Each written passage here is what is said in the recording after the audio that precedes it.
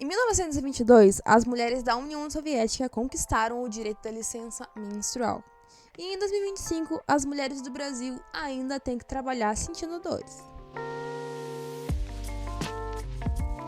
Olá, seja muito bem-vindo ao vídeo de hoje. Eu sou a Fran e hoje a gente vai falar sobre menstruação. Esse assunto que é tão tabu, que a gente tem ensinado desde pequena, desde sempre, a ficar escondendo, né? Uma coisa que a gente tem ensinado a sentir vergonha. E como que o mercado de trabalho é capaz de abranger, né? De abraçar as dificuldades de uma mulher, de uma pessoa que menstrua? Simples. Ignorando. Como que fica a situação do trabalho, né? Como que fica no capitalismo a situação do trabalho e a pessoa que menstrua? Então, em alguns países como a Indonésia, Coreia do Sul, Espanha, as mulheres têm algumas flexibilidade para as mulheres folgarem, para as pessoas que gestam folgar nos dias em que estão menstruadas. E ainda falo pessoas que gestam pensando que deve ter uma abrangência, porque nas matérias que eu li nem falam, né, sobre pessoas com útero e tal. São mulheres. Enfim. E curiosamente, nesses espaços que tem essas flexibilidades, são países capitalistas de primeiro mundo. Mas e as mulheres da periferia do capitalismo? E as pessoas com útero ao redor do mundo? Como que isso funciona? Chá de revelação, não tem nenhum desses direitos, tá? Em alguns desses países onde lutaram por esses direitos, as pessoas conseguiram conquistar esses direitos, houve algum debate sobre o quanto isso geraria uma marginalização das mulheres. Por exemplo, reivindicar folgas remuneradas para esses dias de intensa dor. As mulheres já sofrem com isso. As mulheres já, principalmente aqui no Brasil, já acontece as mulheres serem marginalizadas apenas por gestar, né? Aliás, é até meio que justificado as mulheres ganharem menos porque elas gestam. Sim, o capitalismo faz o menor sentido. O corpo que gera mão de obra barata é o corpo em que é marginalizado por gerar mão de obra que constrói o capitalismo. O que eu aponto é essa falta de direito para as mulheres, né, de falta de direito para as pessoas com útero, é tão estrutural que reformas e leis pontuais não vai resolver. Assim como todos os direitos conquistados pela classe trabalhadora não foram resolvidos numa reforma do capital, uma reforma trabalhista. Houve avanços, mas existe uma limitação, não concorda? As mulheres já estão sendo marginalizadas, escrachizadas por isso que elas são as mulheres. As pessoas que menstruam têm que ter o direito a descansar e repousar nos dias em que estão menstruadas, sentindo diversas dores. Em 1922, as mulheres na União Soviética conquistaram esse direito. E hoje, nós não temos um vislumbre de algo assim. E é que a gente precisa mudar na nossa sociedade para que algo assim aconteça aqui, para que a gente tenha esses direitos também. Para ser justo, em alguns lugares no Brasil, as mulheres têm sim o direito ao descanso no período menstrual. Mas é tão restrito a um lugar que nem dá para colocar isso como um exemplo. E é um regime de trabalho completamente diferente do que a maior parte das mulheres da classe trabalhadora estão exercendo, né? Nós, enquanto pessoas trabalhadoras, mulheres da classe trabalhadora, temos que lutar pelo direito ao descanso. Nós sempre construímos esse país. Temos que ter o direito ao acesso a toda a riqueza que a gente construiu. Por que a gente não tem? E é aquilo, né? Sempre quando o assunto é melhorar a vida da classe trabalhadora, surge um caráter de preocupação econômica, né? Forbes, por exemplo, que, nossa, eles estão muito preocupados com a economia. Eu fico muito impressionada. Fala com um jornalzinho desses aí sobre diminuir a redução. Sobre diminuir a escala de trabalho. Diminuir as horas trabalhadas. Eles são muito econômicos. Eu fico impressionada, incrível.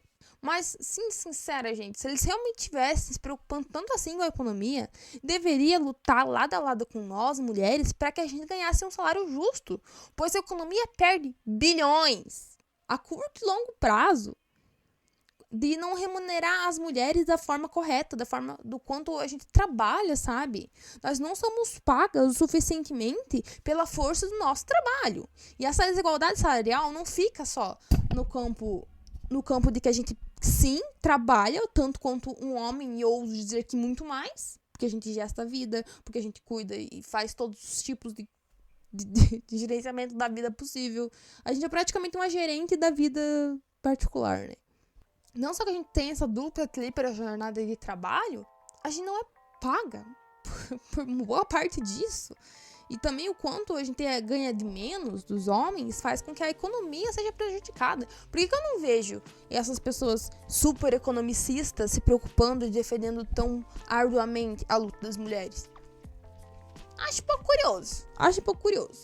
Pelo jeito, só existe realmente uma preocupação com a economia quando é o deles que está na reta, né? E com deles eu digo da classe dominante. Enfim, camaradas, falar sobre a redução de jornada de trabalho, falar sobre ter uma relação com o trabalho que seja mais humana com a gente, é falar, a gente tá falando sobre a humanidade, não é como se a gente estivesse querendo, nossa, meu Deus, tudo, sabe? A gente só quer descansar. A gente quer que a gente possa, no dia de dor, ter um diazinho a mais, 2, 3, que a gente possa deitar, gente. Porque você, pessoa que não menstrua, que tá me assistindo, se você não sabe o que é menstruar, é uma dor horrível para a maior parte das mulheres. Durante a pesquisa desse roteiro, eu vi que um número considerável, 60%, 70% de pessoas que têm útero, sentem uma dor imensa, dão até um nome pra isso, de tanta dor que a gente sente. E a gente tem que trabalhar, gente. Trabalhar com essa dor horrível da nossa vida. E, ai, gente, terrível, assim, terrível as coisas que a gente presta dentro do capitalismo para sobreviver. Porque dói muito e a gente tem que trabalhar e fingir que nada aconteceu. A gente tem que trabalhar e fingir que tá tudo certo, que nem a gente pode demonstrar mau humor e nem dor, né? E é incrível. O assunto da menstruação é uma coisa que a gente pode falar muito além do trabalho. Pode falar sobre a nossa vida pessoal também, quando a gente fala sobre menstruação. Porque, frequentemente, quando as mulheres, existem muitas, assim, sendo pro bem ou pro mal, existem muitas coisas que tentam justificar porque que as mulheres ficam tão mal quando estão menstruadas, ou que tentam, sei lá, meio que estigmatizar, sabe, o nosso corpo, o nosso útero, o nosso ser, sabe? Então tem aquela maldita TPM, né, que as pessoas ficam falando e ficam justificando as nossas dores. E é curioso que tem que vir tantos estudos, tantas coisas pra dizer como as mulheres ficam malucas no período menstrual, como as mulheres se comportam no período menstrual, sendo que, tipo, só o fato de que a gente tá com dor já tinha que ser resposta o suficiente pra deixarem a gente em paz. Mas ao invés disso, tentam me explicar com o A e B de como que as mulheres ficam no período menstrual, e é por isso que funciona. Gente, a gente tá com dor. Fica você, seu filho da p... Sorri você com uma dor de infarto. Que eu não sei nem se essa notícia é verdadeira, né? Mas tem coisas, fake news, talvez, não sei, não tenho certeza. Não procurei antes de fazer o roteiro. Se as mulheres, que essas dor, que essa cólica, que pessoas que têm útero sentem durante o período menstrual, essa dor do caralho, se equipara ao infarto, gente. Trabalha você, filho da p. Limpa a casa, você, filho da p. Dor no infarto que doeu 1 dia, 2 dias, 3, 4 dias, sabe? E daí tem tanta coisa assim, sabe? E só respeitem que a gente tá com dor, pô. Só isso, sabe? Não é um... As pessoas têm medo até hoje ainda de falar. A menstruação é algo muito estigmatizado ainda. Tudo que é do universo feminino, particularmente, é extremamente estigmatizado, né? Enfim. Foi esse o vídeo de hoje. Organize-se, classe trabalhadora. Organize-se, mulher. A gente não tem nada a perder na Revolução Socialista. A não ser nossos milhões, camaradas. Até a próxima.